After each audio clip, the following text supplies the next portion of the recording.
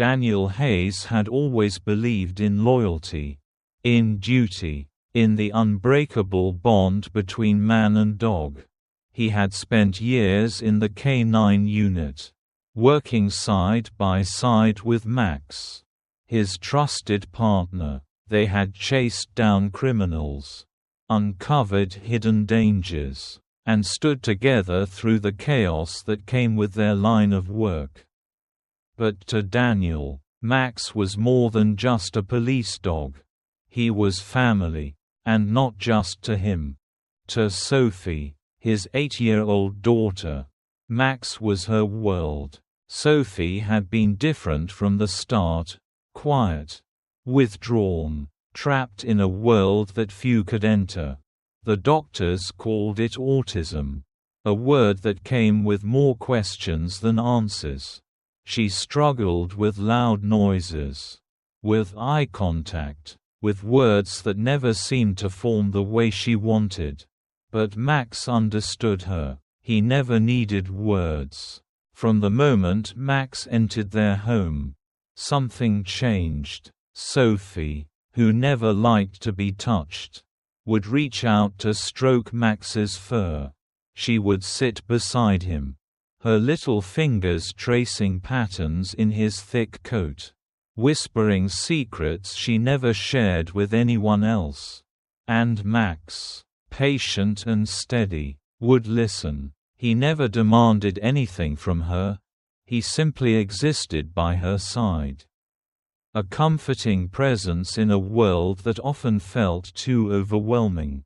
For Daniel, watching Sophie and Max together had been a miracle. He had spent so many nights lying awake, worrying about his daughter's future, wondering if she would ever be able to connect with the world around her. But Max had changed that. With Max, she laughed. With Max, she spoke. But now, that bond was about to be broken.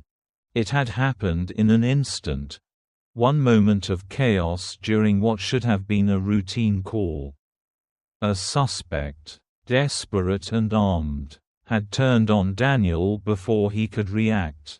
The pain was immediate, sharp and unforgiving. The bullet had torn through his leg, shattering the bone, sending him to the ground. Max had been there, of course, taking down the threat before backup arrived. But it was too late for Daniel. The injury ended his career. Months passed, filled with physical therapy, sleepless nights, and the crushing realization that everything he had built was slipping away. Without the force, without steady income, everything became harder. Medical bills piled up. The house felt too big. The weight of responsibility heavier than ever. And then came the hardest decision of all. Max had always been a working dog. He thrived on purpose, on training, on having a job to do. Keeping him as a pet when Daniel couldn't even afford proper care felt selfish. And then the offer came. A military K-9 program willing to take Max in. To train him for service. To give him the kind of life he was meant for. It was the right decision. But that didn't make it any easier. The day came too soon. The officers arrived in a sleek black SUV. Their expressions kind but professional. They had done this before. They knew the look on Daniel's face. The way he gripped Max's leash a little too tightly. The way Sophie stood on the porch. Her small hands curled into fists. "Are you sure about this?" one of them asked softly. Daniel swallowed hard. His legs still ached from the injury. A constant reminder of how much things had changed. He looked down at Max, who sat beside him, ears perked, waiting for a command. "I don't have a choice," Daniel murmured. He knelt, ignoring the sharp protest from his bad leg, and took Max's face in his hands. "You're gonna do great things," he whispered, his voice thick with emotion. "Just like you always have." Max licked his chin, tail wagging slightly, as if trying to reassure him. Then, Sophie moved. She had been silent the entire time, standing just behind the screen door, watching, but now she stepped forward, her blue eyes wide and filled with something Daniel hadn't seen in years, fear. "No," she said, her voice barely above a whisper. Daniel's heart clenched. "Sophie, no," she repeated, louder this time, shaking her head violently. "No, Max stays. Max stays." Her breathing grew uneven, panic rising, the way it always did when she was overwhelmed. Daniel reached for her, but she pulled away, running to Max, wrapping her arms around him as tightly as she could. The officers hesitated. They had seen a lot of difficult goodbyes. But this was different.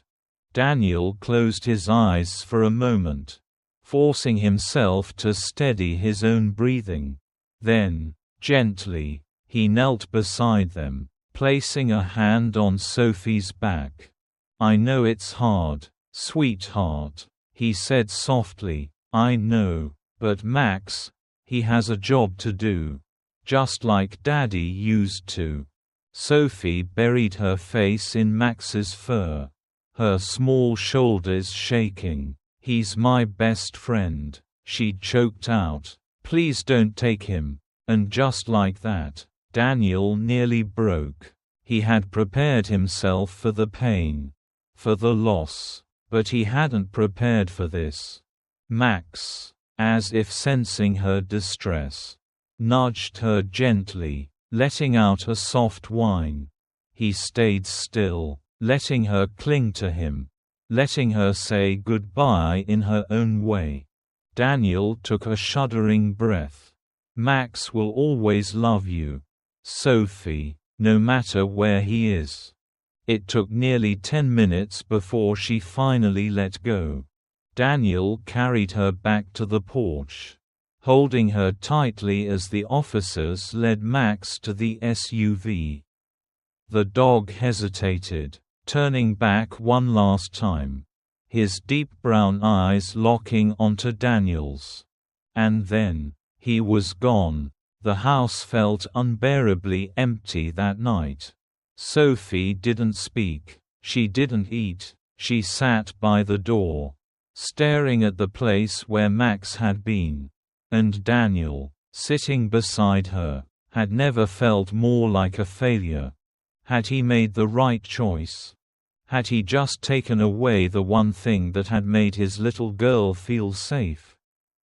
Days turned into weeks. The house remained quiet. Sophie withdrew more and more, her words fewer, her laughter gone. And Daniel, he found himself reaching for the leash every morning, only to remember that there was no one there to take on a walk.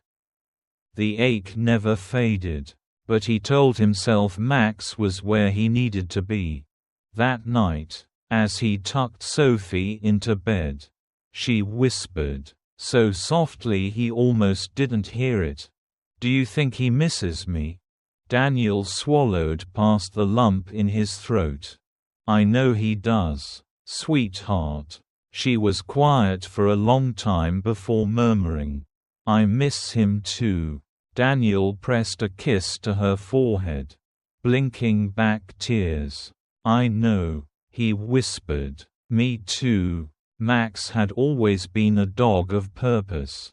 Trained for police work, built for service. He had spent years by Daniel Hayes' side, chasing down criminals, protecting the innocent. But now, his life had taken a different turn.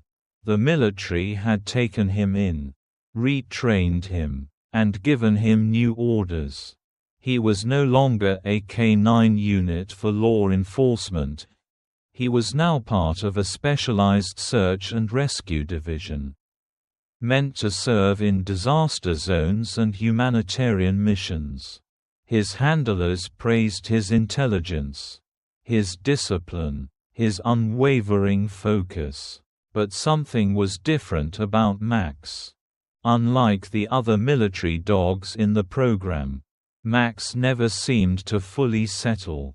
He followed commands. He completed his tasks. But there was a restlessness about him, a quiet yearning. When the other dogs lay down to rest after a long day of training, Max would sit by the fence, staring into the distance, searching. At first, his new handlers chalked it up to adjustment issues. Many retired police dogs struggled when transitioning to military work. But this was different. It wasn't just the quiet searching, it was the way Max reacted when he saw children. Every time a child was present, his entire demeanor changed. His ears perked up, his tail wagged slightly, his eyes brightened. He was drawn to them in a way none of the other military dogs were. And when they left, he would pace restlessly, his nose twitching as if searching for a scent he couldn't find. The trainers noticed, but they didn't question it. Max was a good dog. A damn good one. Then, the day came when everything changed. It was supposed to be a routine training session, a simulated disaster scenario to test how well the dogs responded under pressure. Max and the other dogs were led into a controlled training environment. A mock-up of a collapsed building, meant to simulate an earthquake aftermath. The goal was simple: locate the human victims hidden among the rubble. But that day, something unexpected happened. Among the volunteers playing the victims was a young boy, no older than 10, who had been invited as part of a therapy program for children with PTSD. His name was Lucas, and he had survived something no child should ever have to endure: a car accident that had left him trapped for hours, alone, until rescuers found him. Since then, he had struggled with severe anxiety.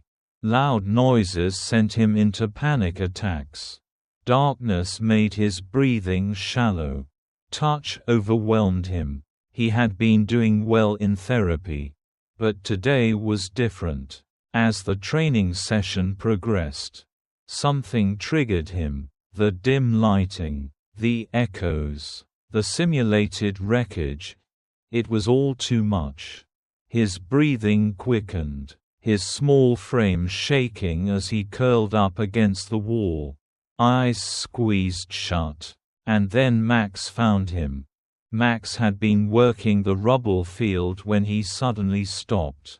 Ignoring the trainer's commands, he turned sharply, his ears twitching as he felt something, sensed something. He left his designated path and moved toward one of the darkened corners, where Lucas was huddled against the cold concrete wall, trembling. The trainers called for Max to return. He didn't listen. Instead, he approached the boy cautiously, lowering his body to the ground. His head tilted slightly. He didn't bark. He didn't push. He simply waited. Lucas, caught in the storm of his own panic, barely registered the presence beside him, until he felt warmth. A slow, steady warmth, a soft nudge against his arm. He opened his eyes just a fraction, and met Max's. Something about those deep brown eyes pulled him back from the edge. They weren't just the eyes of a dog. They were familiar. safe, steady, the same way a child might recognize an old friend even after years apart. Lucas felt something in Max that he couldn't explain. His breath hitched. His tiny hands clenched, then unclenched. He reached out, hesitantly, and Max stayed still, letting the boy make the first move. Then, for the first time in what felt like forever, Lucas's small fingers buried themselves in fur. His breathing slowed. His muscles relaxed. Max let out a soft huff, a sound of quiet reassurance, and nuzzled the boy's hand. The trainers had seen many incredible things in their careers.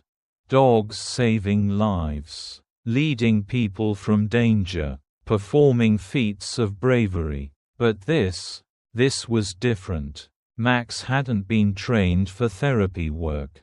He hadn't been conditioned to recognize PTSD triggers. Yet somehow, he had known exactly what to do. And one person, watching from the observation room, took notice. Dr. Emily Carter had been working with military dogs for years, specializing in their psychological well-being. She had seen traumatized dogs. Dogs who had lost their handlers. Dogs struggling to adapt to new environments. But when she saw Max with Lucas, something clicked in her mind. This wasn't just an instinctive reaction. This wasn't just a trained response. This dog knew children. She pulled up Max's records that night. They were brief, transferred from law enforcement. No details on his previous family. No listed handler. Just a reassignment order and a note that he had once worked as a police canine. But Emily had spent enough time around these dogs to know that history leaves a mark. And Max was searching for something. Or someone. The next day, she watched him even more closely. How he looked toward the gates every time children passed. How he tilted his head at the sound of laughter. How, when Lucas returned for another session, Max immediately moved toward him without hesitation. Tail wagging, ears forward. Not like a military dog reporting for duty, but like a dog greeting an old friend. Something was missing from his story. Something that had been left behind. And as Emily continued watching, a thought settled deep into her chest. A suspicion that wouldn't go away. This dog had a family once. And somehow, he still remembered them. The television flickered softly in the dimly lit living room, casting a muted glow against the walls. Daniel Hayes wasn't really watching. It had become a habit, leaving the news on in the background while he cleaned up after dinner. The world moved on, but his little home felt frozen in time. It had been over a year since Max had left. And though life continued, something essential had been missing. Sophie sat curled up on the couch, quiet as always. Since Max had been taken away, she had retreated further into herself.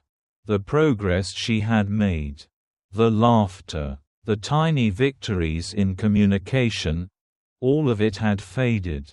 Daniel had tried everything, but nothing filled the void Max had left. And then, it happened. The news anchor's voice carried over the room. A heroic rescue today as military canine units assisted in evacuating flood victims trapped by Hurricane Elias. Among the dogs deployed was a remarkable German Shepherd, credited with finding and calming a lost child who had been separated from her family in the storm. The footage played a muddy disaster zone.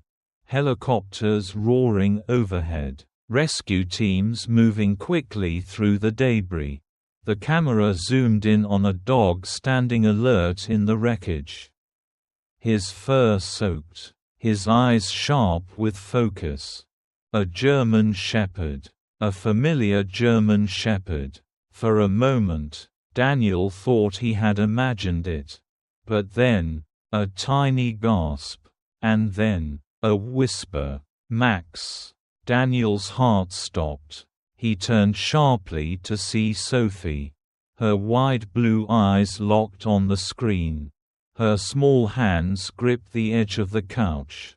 Her lips parted in shock. Then, louder this time, "Max." Daniel nearly dropped the plate in his hands. It had been a year since she had spoken Max's name. Since she had spoken much at all. But now, she was reaching for the screen. Her body trembling. Her voice rising in desperation. "Daddy. It's Max. That's Max." Daniel moved before he could think. Rushing to kneel beside her. Staring at the screen. The dog in the footage turned slightly. His ears twitching as he followed his handler's signals. Daniel would know that dog anywhere. It was him. Max. For a moment, all he could do was stare. Then, as Sophie's fingers clutched at his sleeve, reality came crashing back. He had to get Max back. He didn't sleep that night. Instead, he spent hours digging through old files, making calls, trying to figure out where Max had been deployed, which branch of the military had taken him. It wasn't easy. Military dogs weren't just returned like lost pets. They were trained assets, considered government property. But Daniel didn't care about bureaucracy. He had promised Sophie that Max would always love her. And now, he realized he had been wrong about something. Max had never stopped looking for them. The next morning, he drove straight to the nearest military base, demanding answers. The first officer he spoke to barely gave him the time of day. "That dog is military property now. He's serving his country." End of discussion. Daniel clenched his jaw. "That dog is my family." It didn't matter. The answer was the same. No. Daniel refused to accept it. So he found someone who would listen. Her name was Dr. Emily Carter. She had been following Max's case ever since the training session where he had instinctively comforted a child with PTSD. She had known then that something was different about him, that he belonged somewhere else. When Daniel found her, she was already ahead of him. "I knew there was something more to Max," she admitted after hearing his story. "He wasn't just reacting like a trained service dog. He was looking for someone." She agreed to help. But it wouldn't be easy. The military didn't release K9s until retirement. And Max was still in active service. Even with Emily's testimony, they would need legal action, media attention, anything to put pressure on the system. And so, the fight began. Daniel reached out to former colleagues. To military handlers who had retired K9s before. Veterans who knew what it was like to lose a partner. Word spread. The story of Max and Sophie, the little girl who had found her voice through a dog. And the dog who had never stopped searching for her, began to circulate online. Newspapers picked it up. Veteran groups rallied behind them. Legal teams volunteered to take the case. The argument was clear. Max had already given years of service. He had been forced away from the only family he had ever known. And now, a little girl needed him more than ever. The military pushed back. The dog is performing critical missions. We can't make exceptions.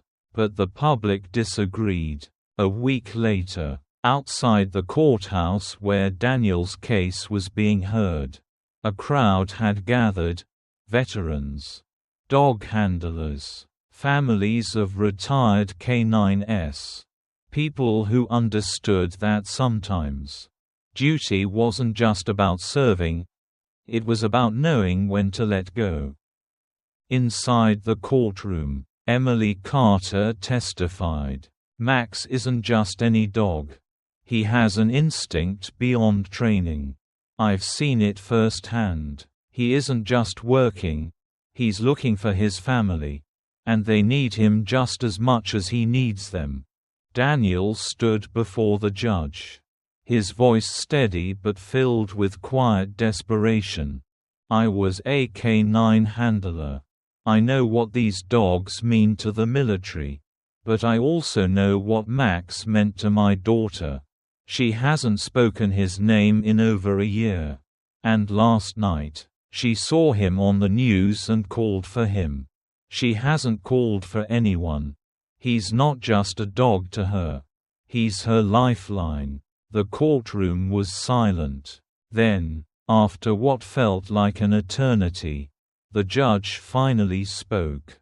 "Given the evidence, and considering Max's unique connection to this family, I am granting an exception. Max will be retired from service and returned to Mr. Hayes." Daniel didn't even realize he was holding his breath until it escaped in a rush. It was over. He had won. And Max was coming home. The battle wasn't over. Daniel Hayes had fought tooth and nail to get his family's dog back. He had stood before judges, poured his heart out in legal testimonies, and watched as the entire country rallied behind his daughter's bond with Max. But now, standing in the cold, sterile military office across from Richard Cole, the high-ranking official overseeing the military canine program, Daniel realized that bureaucracy wasn't going to let go without a fight. Cole was a man who prided himself on order, on rules that couldn't be bent, not even for a little girl who had lost her best friend. He sat stiffly behind his desk, fingers interlocked, his expression unreadable. "I understand your emotions, Mr. Hayes," Cole said in a voice that lacked any sympathy. "But Max is a military asset. He has been trained to serve.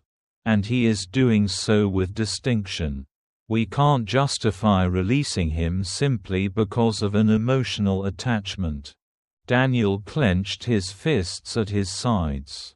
"That asset is a part of my family." Cole sighed, leaning back in his chair.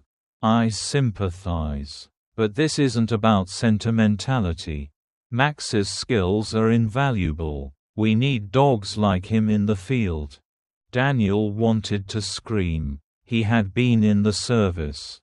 He knew the sacrifices, the rules, the procedures. But this wasn't just any dog. Max had been taken from him against their will. And that was when Dr. Emily Carter spoke up. She had been sitting quietly, flipping through a folder of legal documents. But now she placed them firmly on the desk, her eyes locking onto Cole's.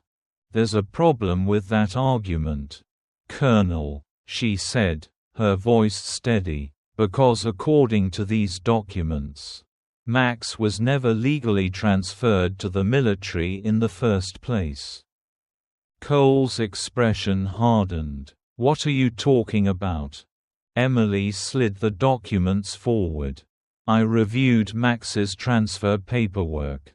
There are discrepancies. Daniel never formally signed away ownership.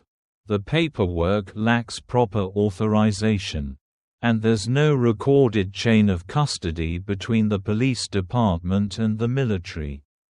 Legally speaking, Max still belongs to Daniel. Daniel felt his breath catch. Are you saying? I'm saying, Emily continued, turning toward him, that the military never had the right to take him in the first place. Cole's face darkened. He knew what this meant. If the paperwork was invalid, the military's claim on Max was completely illegitimate. For the first time, Daniel saw a flicker of uncertainty in the bureaucrat's eyes.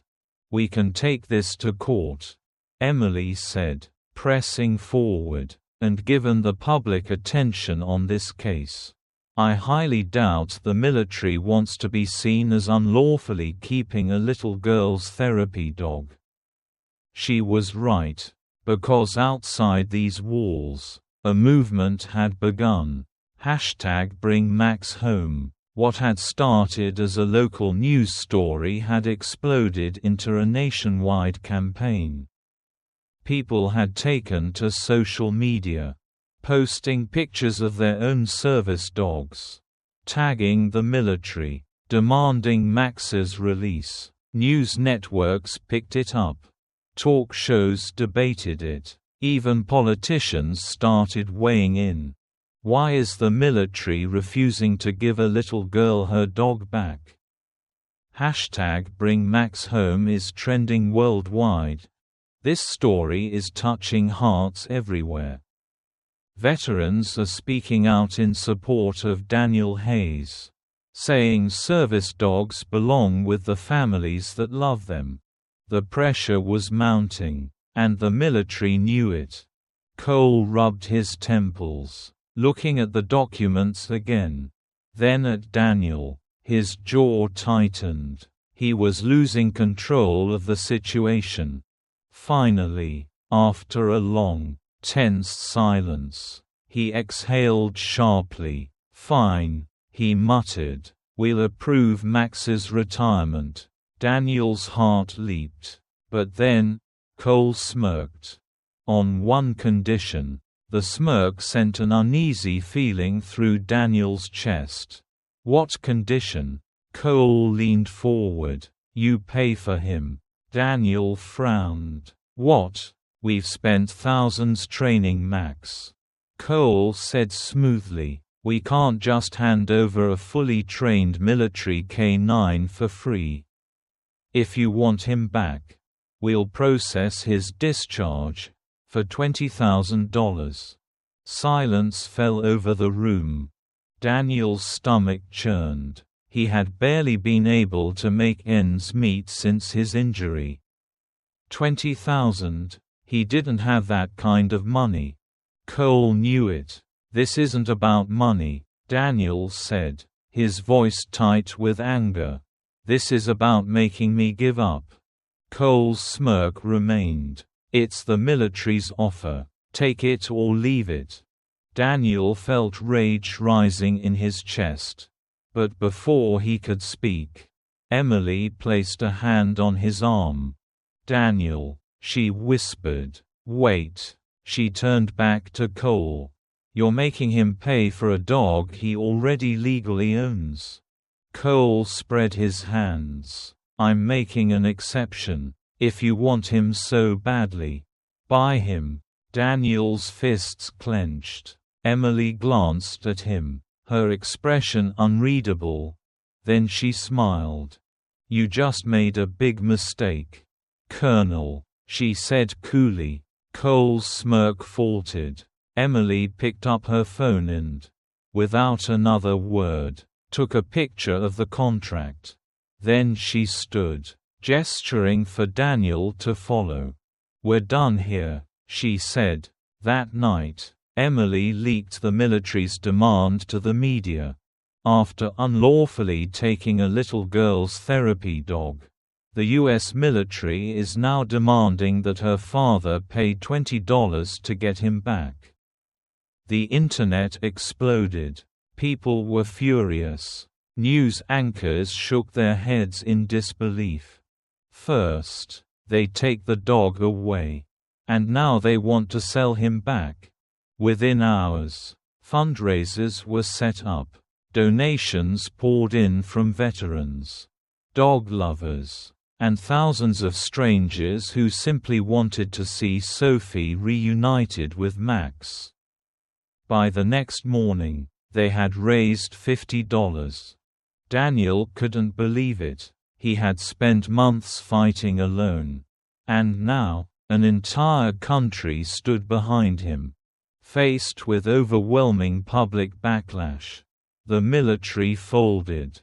The demand for payment was dropped.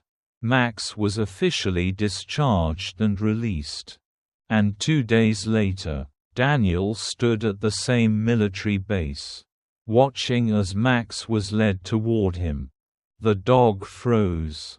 For a split second, he hesitated, then his tail wagged. His body tensed with excitement. And he bolted forward.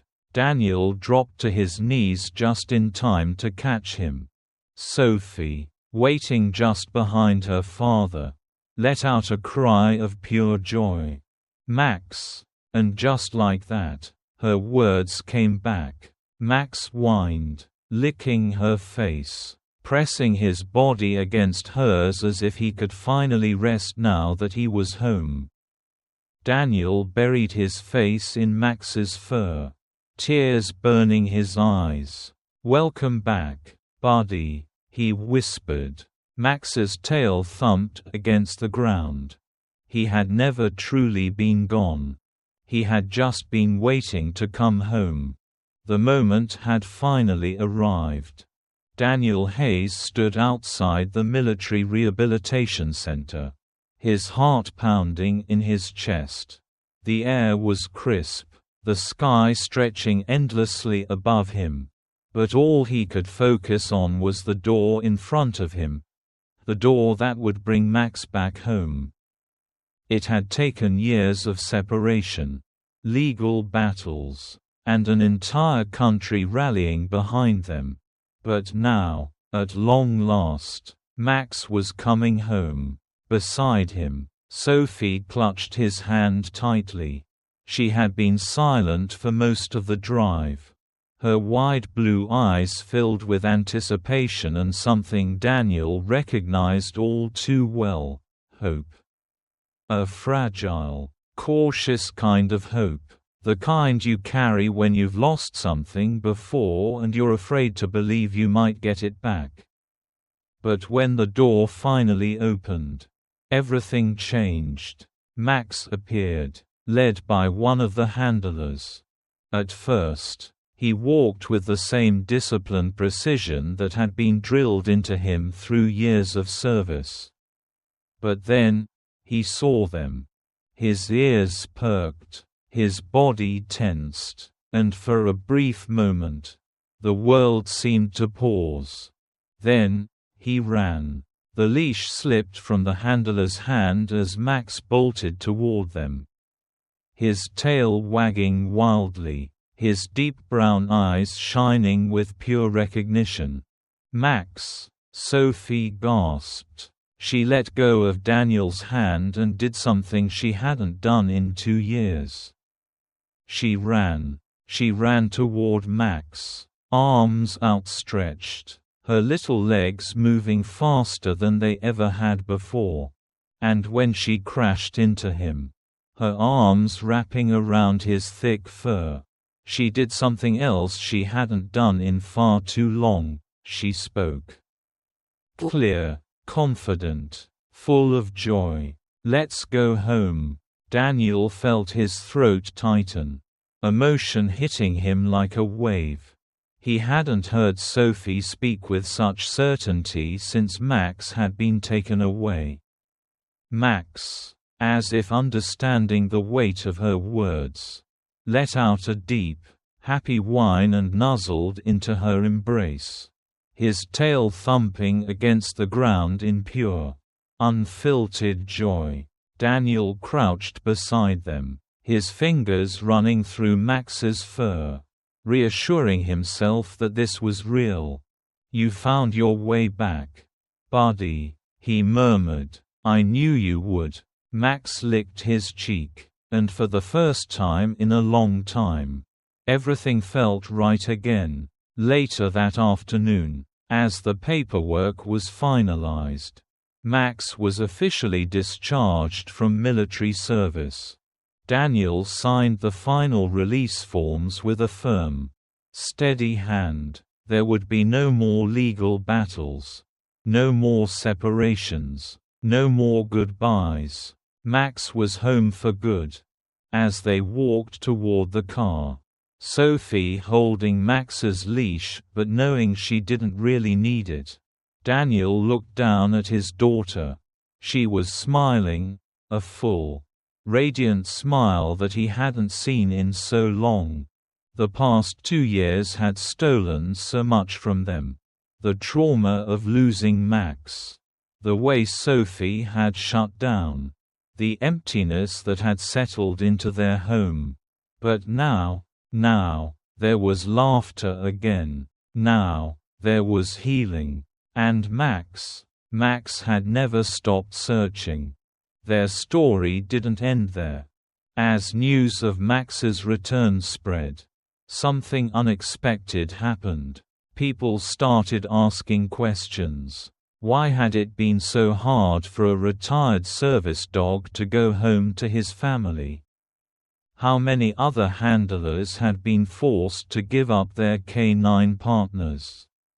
Just like Daniel, why was the system designed to treat these animals like equipment instead of heroes?